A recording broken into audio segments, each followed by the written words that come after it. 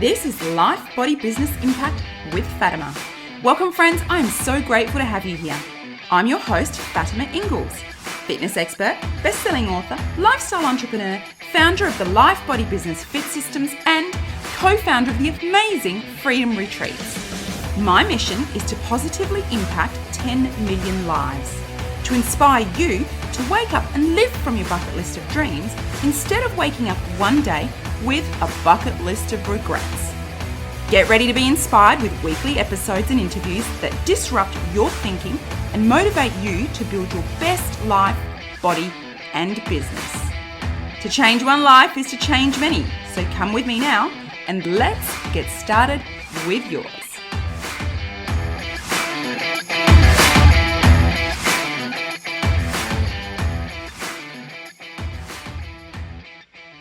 Hello friends, wherever you're joining us from around the world today, whether it is morning or evening, you're on your lunch break or commute to work, we are so happy to have you tuning in for another episode and another interview.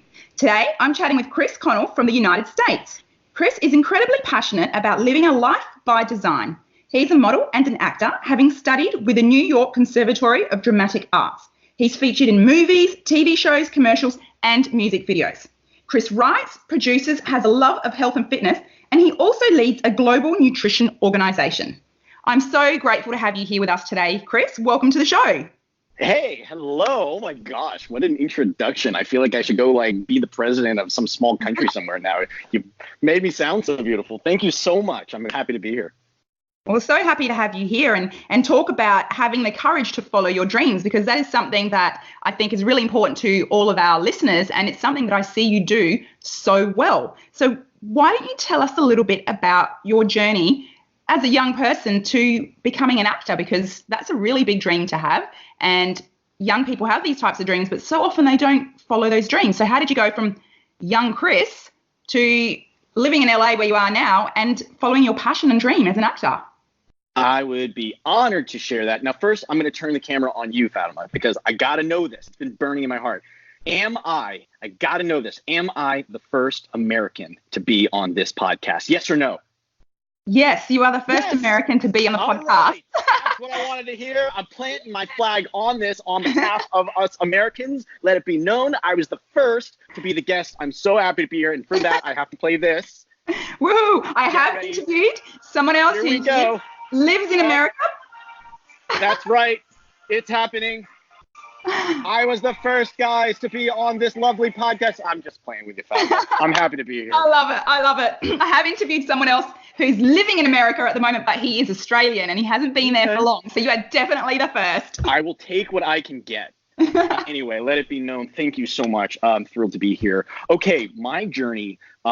So this is the funniest part, because I've been asked this now over a number of years. And how did you get into acting? Where did it all begin? And so often you hear people that are inspired by some actor or a best friend or their mom. Or I'm from North Carolina, Fatima, and there was nobody around me acting. None of my family acted. None of my friends acted.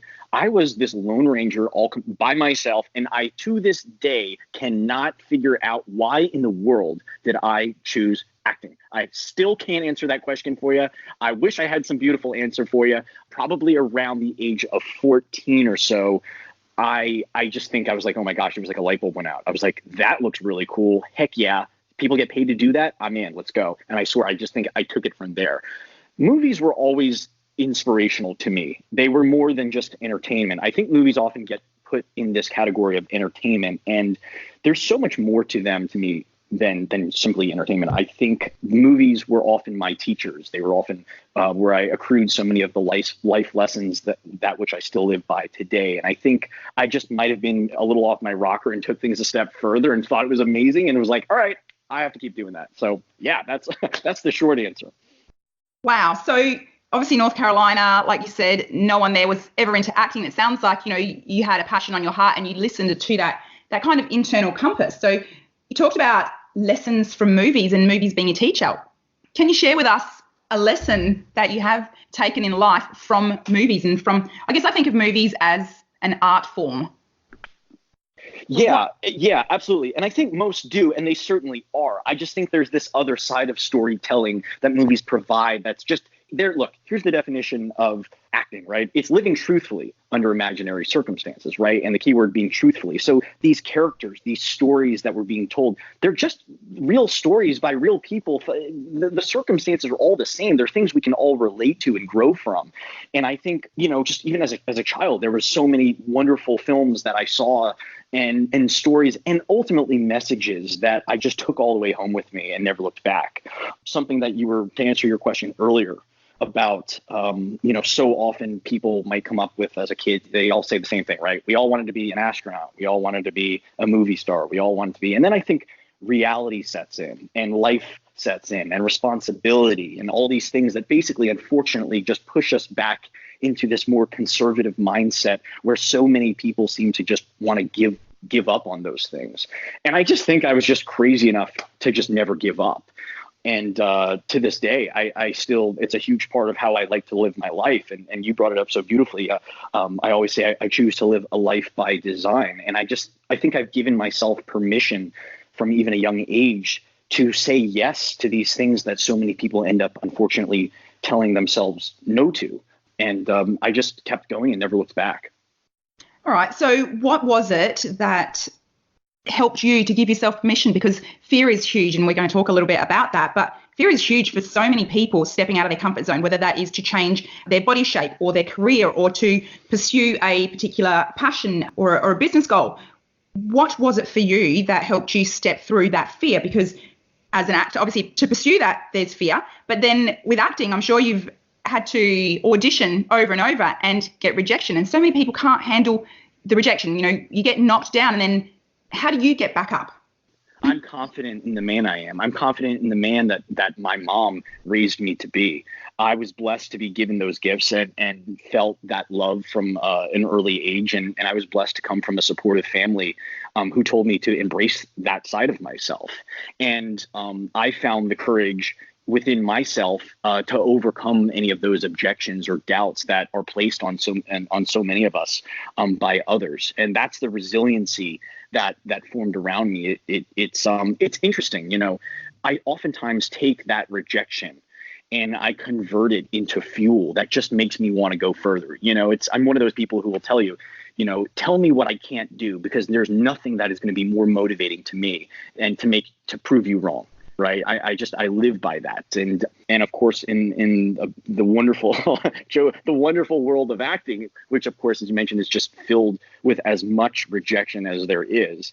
I had to learn to build a very thick skin. And in doing so, of course, leaned back on that trust that I have within myself. And that's really ultimately, once again, that has just carried me through this amazing journey that I've been on. And ultimately, it's made me so much stronger. It's kind of like working out, right, Fatima? Something you can relate to, something that we both appreciate. The way to build, let's just say, bigger muscles in the gym is to add more resistance, right? Add more weight, let's just say. So if I want to build my legs, I'm going to add, when I'm doing back squats, more weight, right? And that resistance actually is the very thing that makes me grow. Well, I apply that same ideology to my life, not only as an actor, but just as a person who's in pursuit of that greatest life that we're all seeking to obtain. That's all really, really wonderful. Firstly, I want to shout out to your mum and family for, being so supportive and helping you to become a confident person.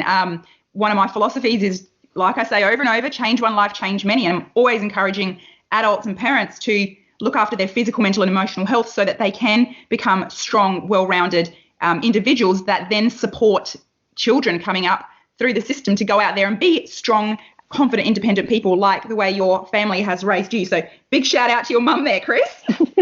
Absolutely. Yeah, she'll be happy to hear this. You did good. You did good, Mom. Yeah, you did good, Mama. Yeah. So absolutely. And just to address what you were mentioning about with regard to fear.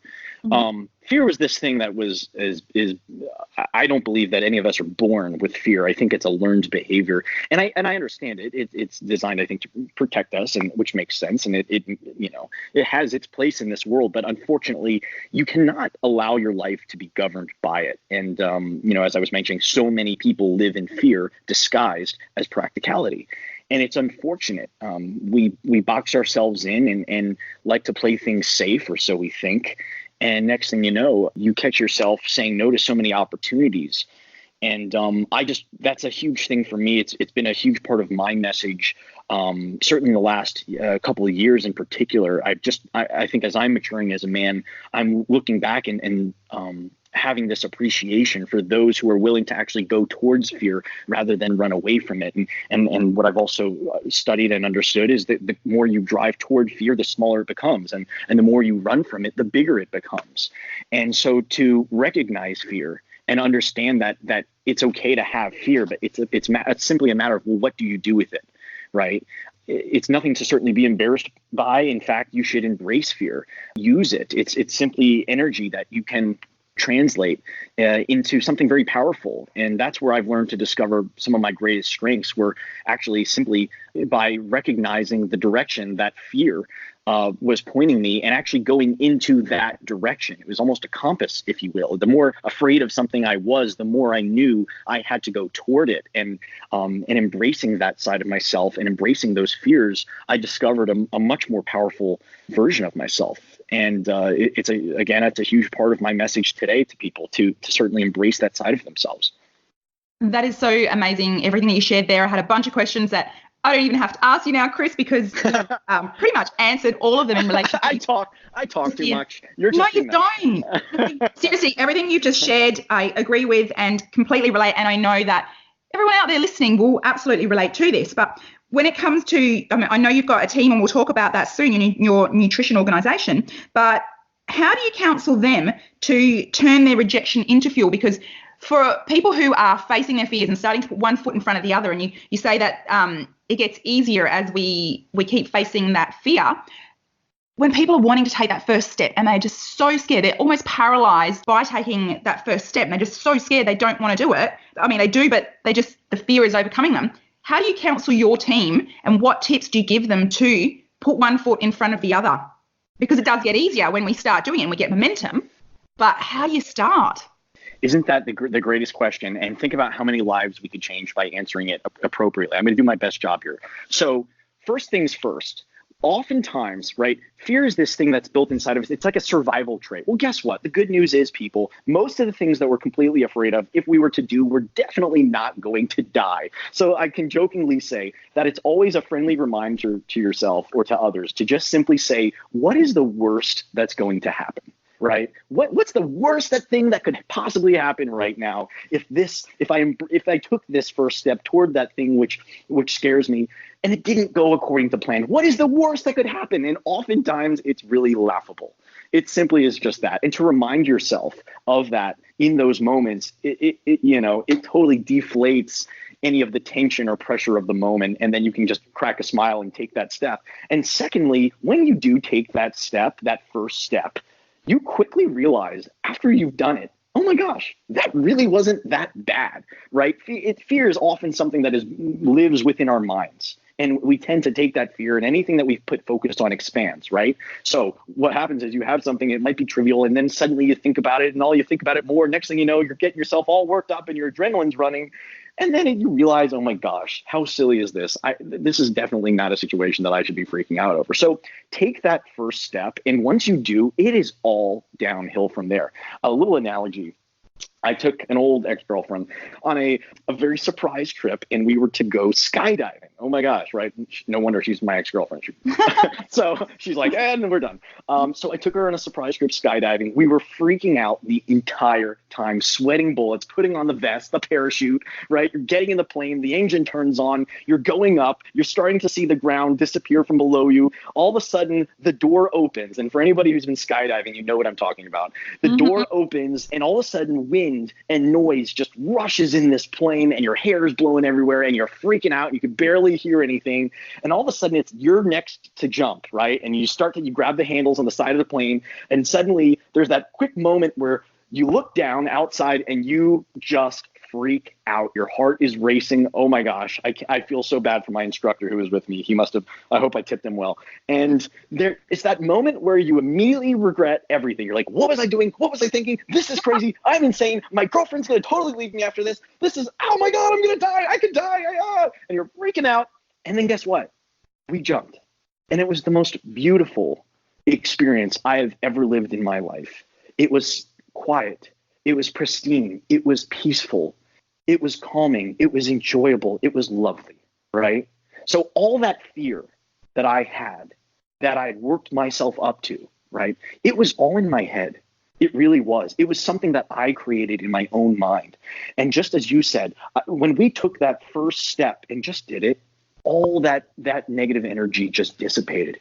And I learned to embrace all of it. And it was lovely and beautiful. And to this day, I still tell people it's one of the greatest days of my life. And it was just an absolutely magical experience.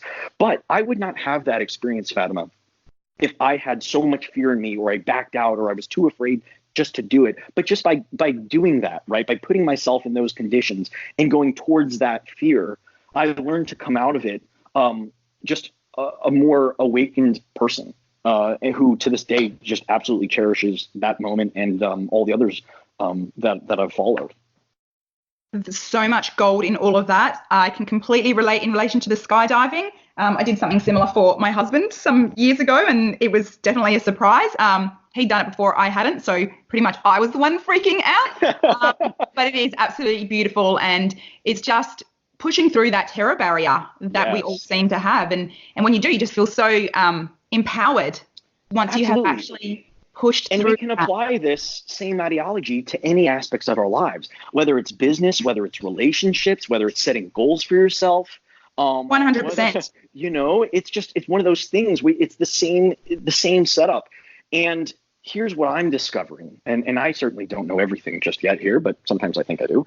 But so many people, unfortunately, and oftentimes without realizing, are governing their lives and having their actions dictated by this fear. This fear of what other people might say or think, which is huge, by the way. This fear that it might not work, or this fear that you're going to let someone down, or that it won't go right, or that you could mess up. And so often we're selling ourselves short, what we're capable of achieving, and because so many people want to play it safe, right? Because who likes failure? Nobody. Nobody appreciates failure, but isn't failure also inevitable? And necessary. It's also necessary. So necessary. Oh God, you learn so much. I learned so much, almost more often from my mistakes than just certainly my accomplishments. So why am I so afraid to fail? And oftentimes I always tell people, fail forward.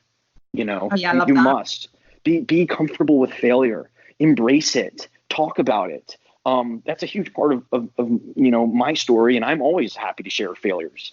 Sharing them instead of hiding them, because a lot of people don't, want to keep up this facade that everything is great, whether it's in a relationship or on the business front or whatever they're doing. Oh yeah, everything's great and perfect, when it's not. But the gold is in sharing your story and your failure, because then you become more relatable to people, I think.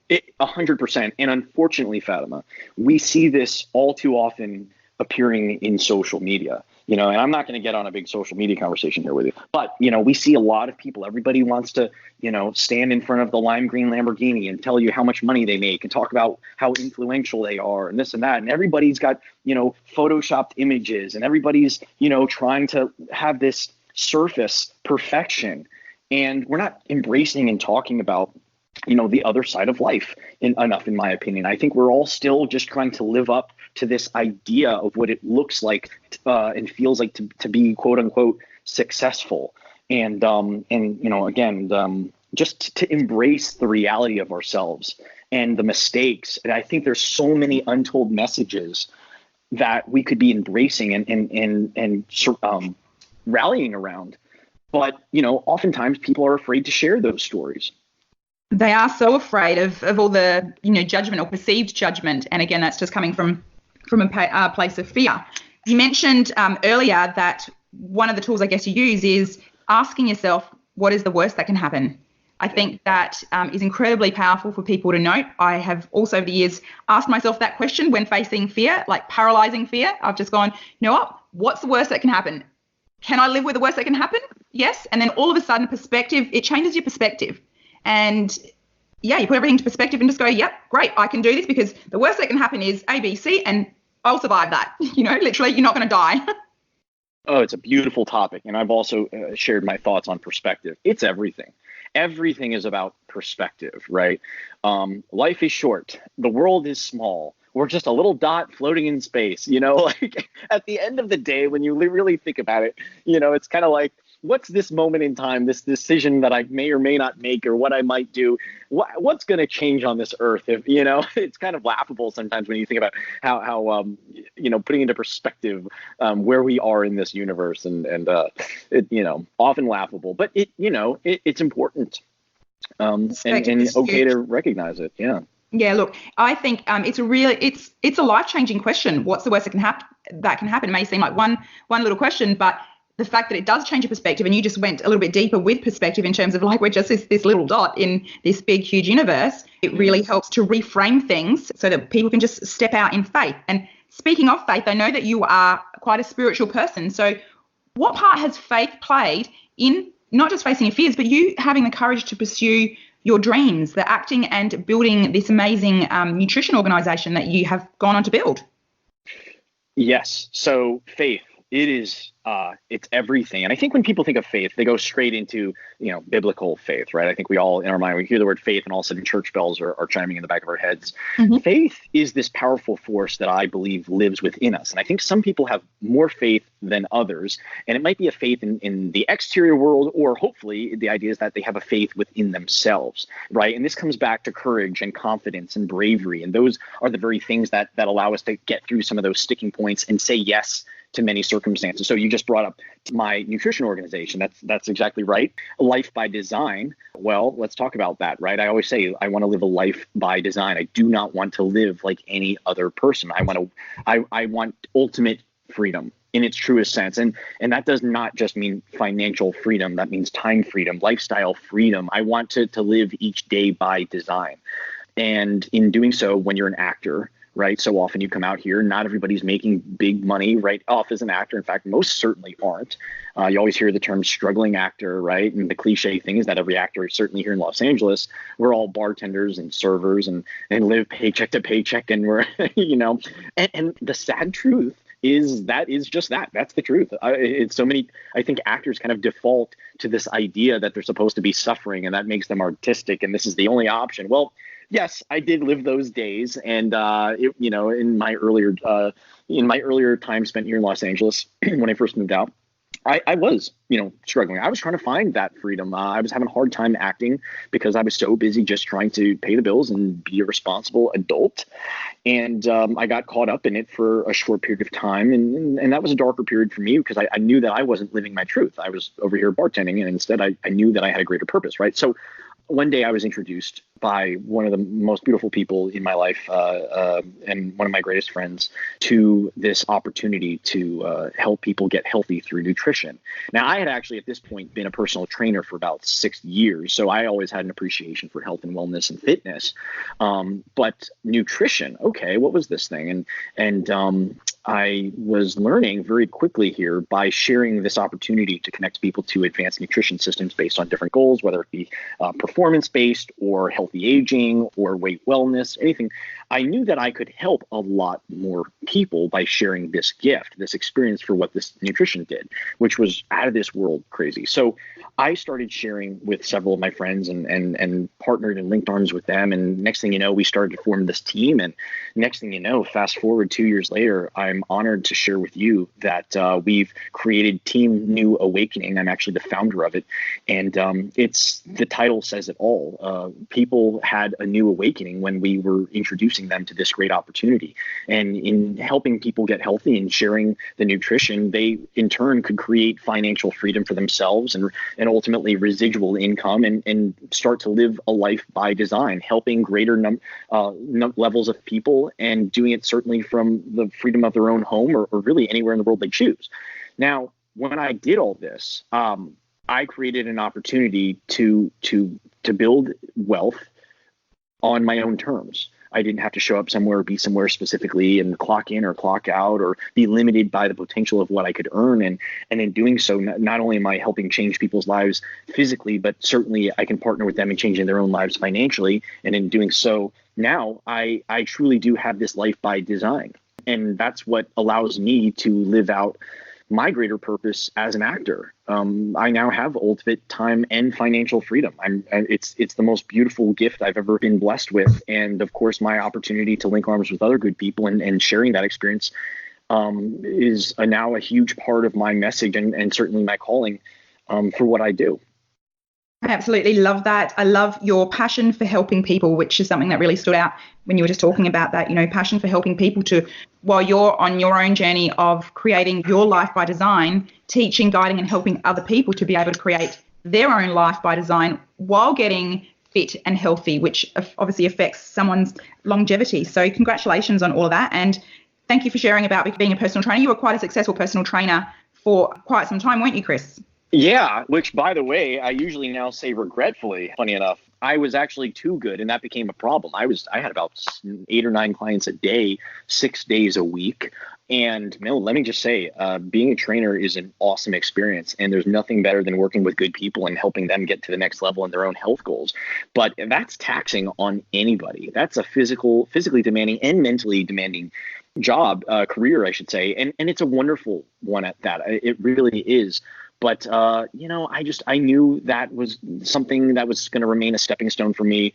And having the schedule that I had, I was just maxed out. I simply could not do any more than I was doing. And that can be a real challenge for somebody who knows they have a greater purpose or calling, to feel like you've somehow maxed your abilities in the position that you're in. And I actually struggled with that the last 2 years of my time as a trainer. I remember starting to think I was really kind of living this day over and over and over as the same day. I just felt I wasn't growing anymore as an individual. And that's when I recognized the opportunity to lead this, team now nutritionally that I do, which has been a gift. I think we're always looking for the next mountain to climb. Once you've achieved something on a certain level, and I think you've experienced this because you've got so many wonderful things going on. I know it certainly must have been a position that you've been in where you just know you've got so much more to offer this world. And you deliberately put yourself into a position of responsibility and start to create something brand new that's going to challenge you and stimulate you differently. And that's what this team and the role of leadership that it's placed me in has done just on the most incredible level. Yeah, absolutely relate to all of that, Chris. I know that your personal training business was a 6-figure business, so super successful. Can totally relate about basically trading time for money. You can only get it to a certain stage. So what you have gone on and created with your nutrition organization has managed to overcome, I guess, that limitation that you had through what you were doing with your personal training business. So in terms of success and habits for success, because you obviously have to have really great habits to not only bring yourself to this position in your own business, but also to be a leader. What are your top tips and habits for success? Daily habits. I love this question. Your vision is nothing without action at the end of the day. And I am all about having a grand vision. That's everything. I'm an artistic person. Nobody appreciates painting the picture more than I do for that life by design, as I like to say. But it really doesn't mean anything, does it, Fatima, if you don't have action behind it?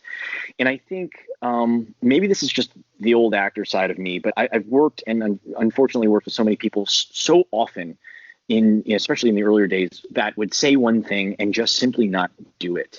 And that just rubbed me the wrong way for a long time. And I think I committed myself to this idea that if I ever tell someone I'm going to do something, I will at all costs make certain that it happens. That's just the thing you get with me. My word is my bond. If I tell you I'm doing it, and that's it. So living by example is another huge thing. If I'm going to preach and talk about health and healthy mindset or fitness, right, or work with the nutrition that I do, then I'm going to live that way. I'm going to live by example. It's so critical for anybody to, whatever you set out to do, you must do the do, right? You've got to walk the walk. You can't just talk about it. And I think right now, any leader or respected person lives under that same mindset, where every day they're going to get up. If they say they're going to keep their body healthy, they get up, they commit themselves to their physical, their gym routine or their workout or whatever it might be. They continue to eat healthy. If you're somebody who is an entrepreneur or growing, it's important that you're always reading and educating yourself and truly living it. I think so many people, again, I'll just keep saying it, so many people just talk about it. And it always rubs me the wrong way. And when I find someone who really is committed to taking action, I watch that, and that's inspiring, and that's what I want to do. So that's what I commit myself to. As a leader of an organization, I have to do that, or my team will see that, and no longer my word will no longer carry weight.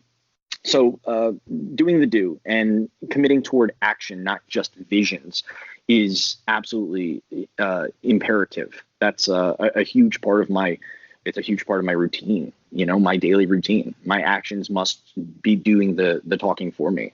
So yeah, that's a huge part of it. Yeah, that's all really, really important, and some great tips in there.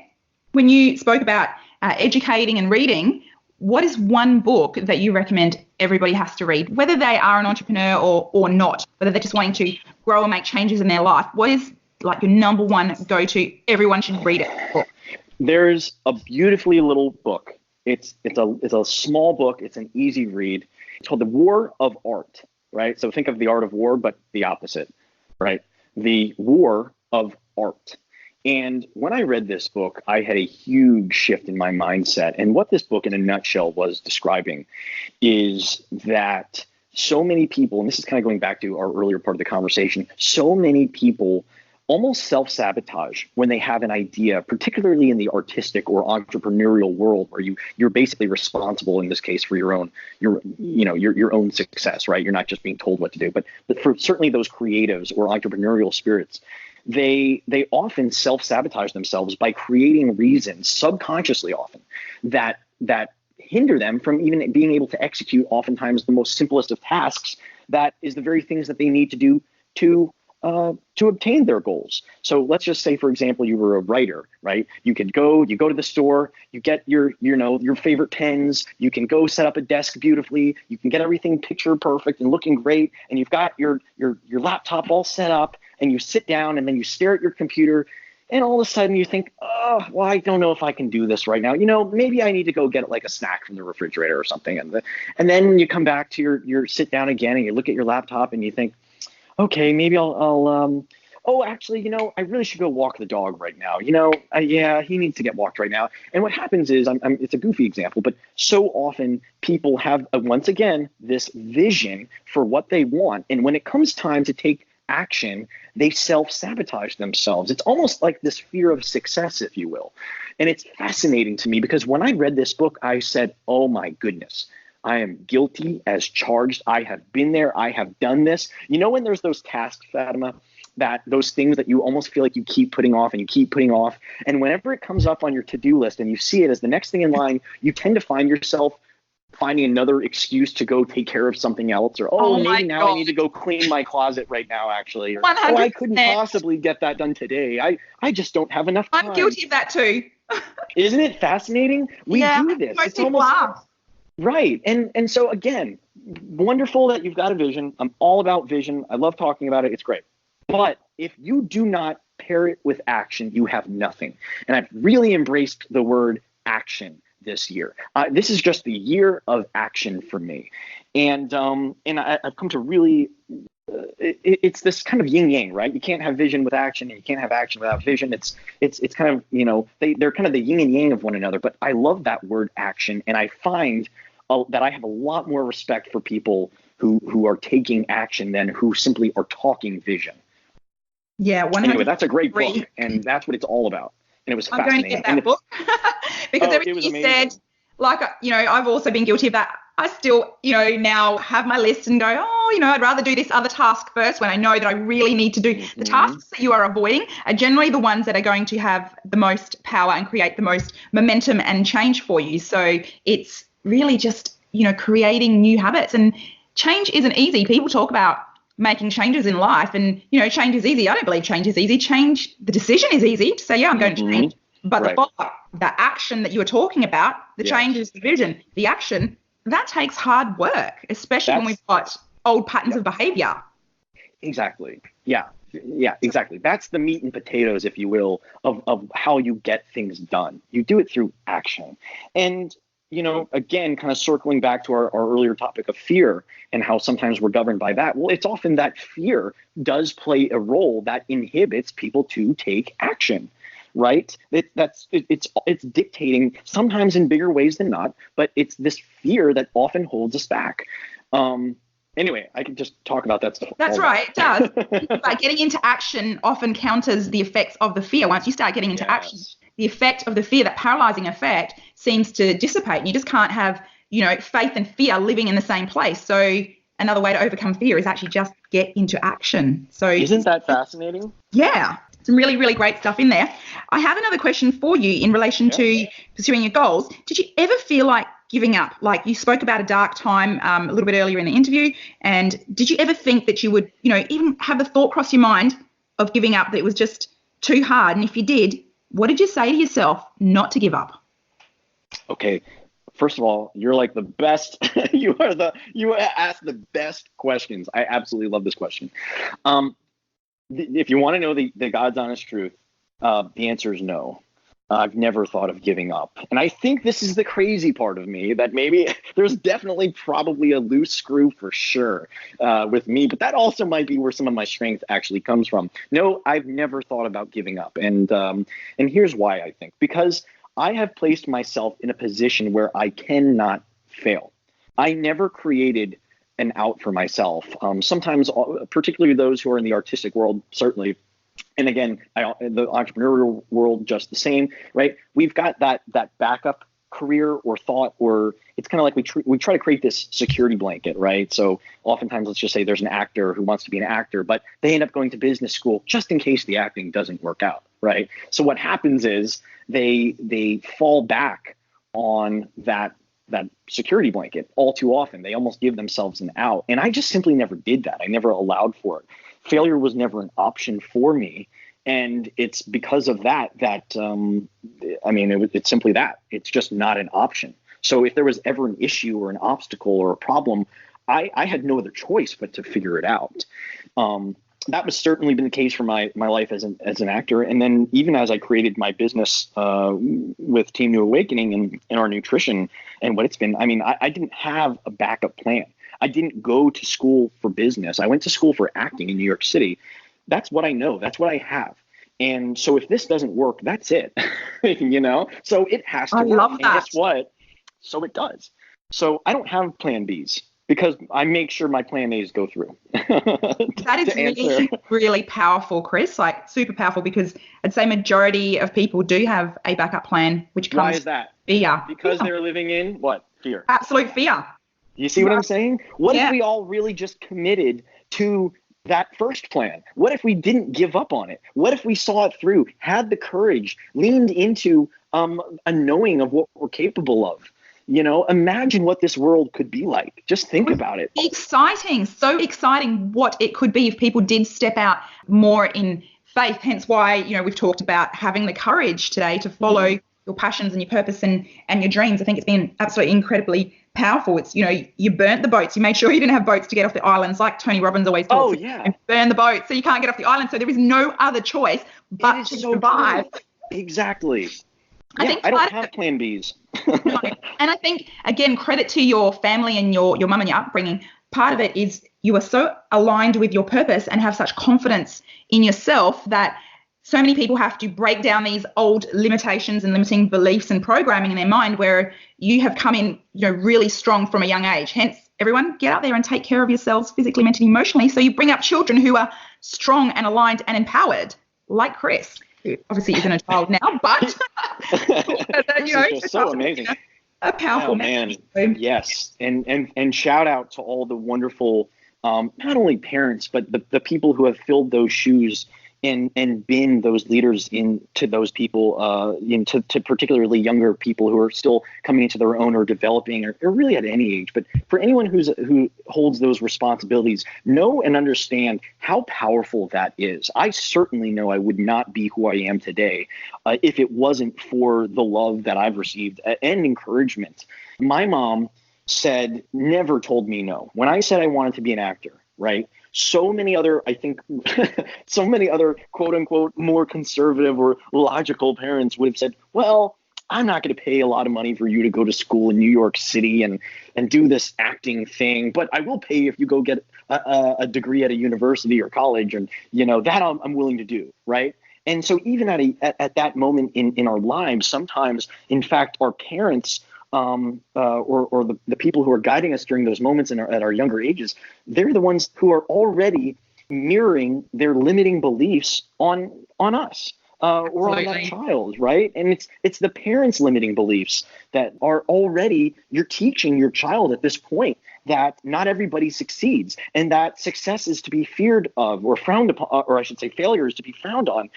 And I just never was told no. I was always led by a strong woman who designed a life for herself. And I just, to this day, that's all I've ever seen or understood. And no was never a word in my household. It just never was. I was, I was told I could be anything I ever want to do, be and do anything I ever want to do, and live anywhere I want to live. And I'm proud to say I've been on national television shows and movies, and I live walking distance to the Pacific Ocean and live in one of the most beautiful places on this earth. And I'm doing all these things and living this life by design. And I'm so grateful because I was placed given a mindset at an early age that, yes, you can do anything you put your mind to. And guess what? You better believe it. If I ever have kids one of these days, that I'm going to be sharing that same mindset as well.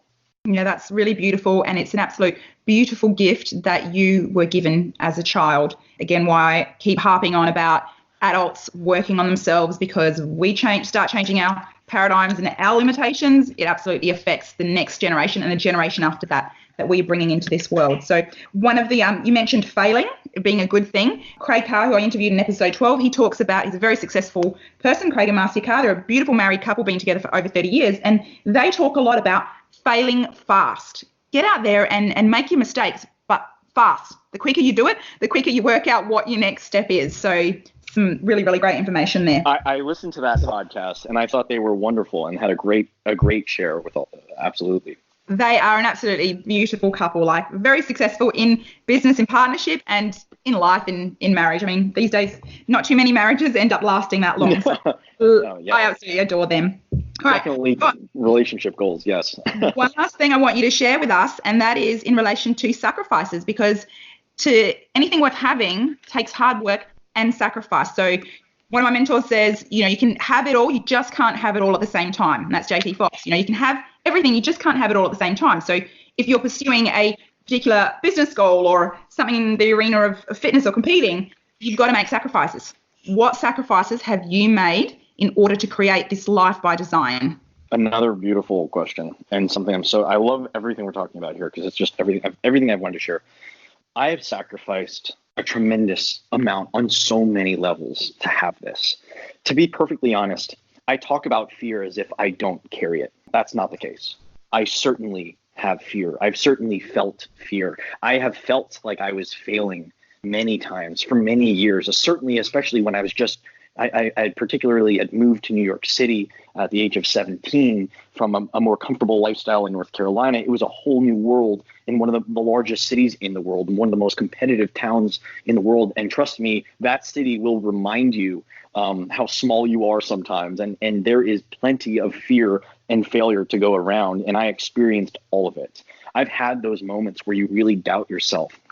And I've, spent, what have I sacrificed? I moved a 1,000 miles away from my family and everything that I knew. And I remember catching myself spending, Christmas literally by myself in New York City ordering Chinese food because I simply didn't have enough money to even fly home. I mean, I've had those moments. Trust me, I am not somebody who just came around. I rolled in with tons of extra money. I've always had to work for what I've had.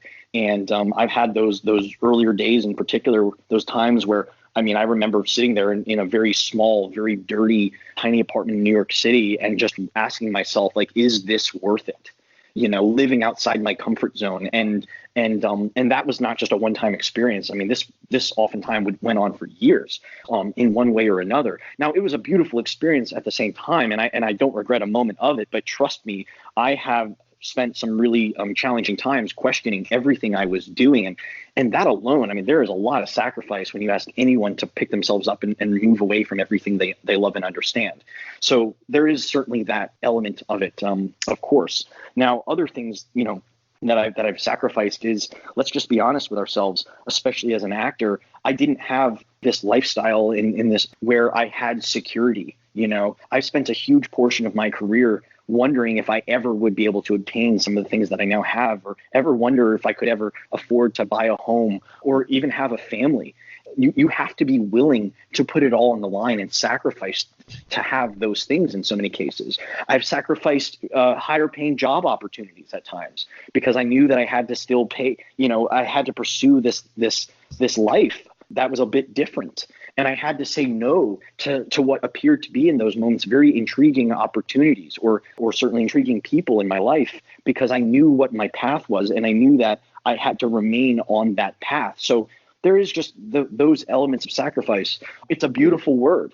And I always try to tell people I'm willing to sacrifice all that I am for all that I will be.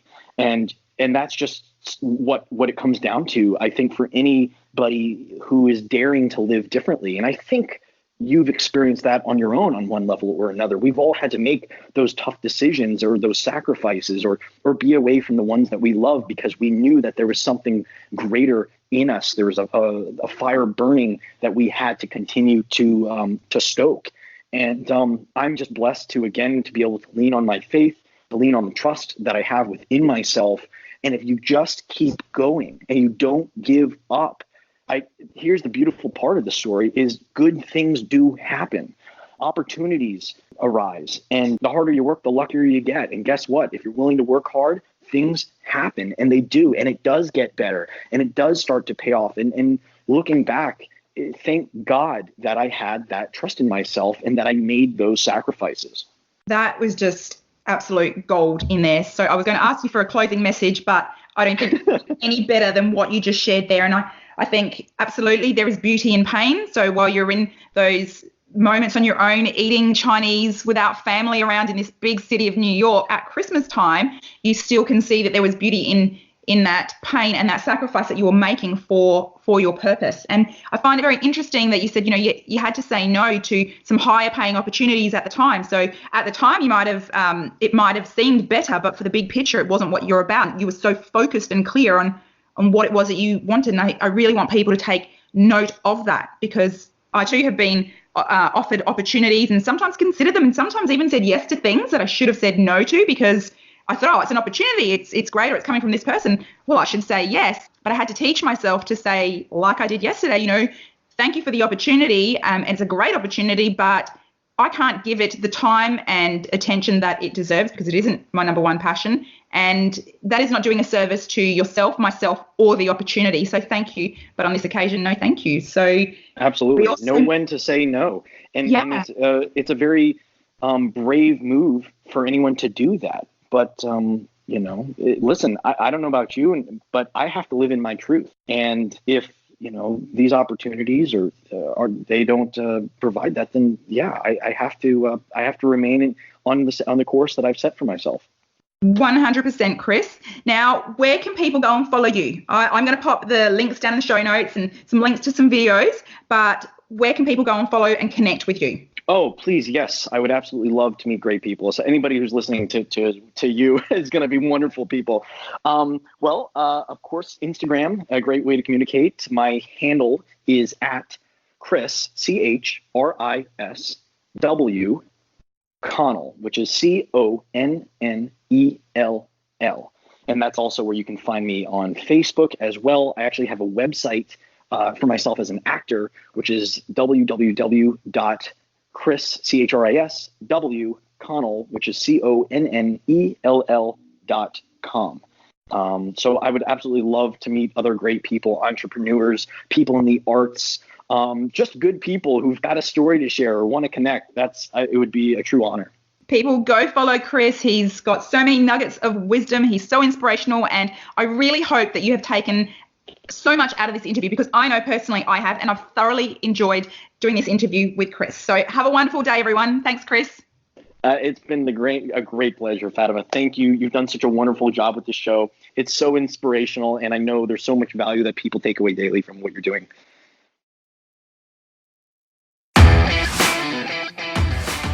Thank you so much for listening to the show. I truly hope you have found it beneficial and have taken some value from it. Hopefully, a lot. If you did, please share this show with anyone you feel may need to hear it. I would also absolutely love if you would take a minute or two to review this show on iTunes, Stitcher, or whichever platform you happen to be listening to it on. With your help, we can accomplish my mission to positively impact 10 million lives. That would be so awesome. Now, if you want to connect with me or my guests on other platforms, or if you want to send me an email with questions or ideas of guests to interview, please check out the show notes. I am so incredibly grateful to have had your time today, and I can't wait to have you on the next episode. Have a great day.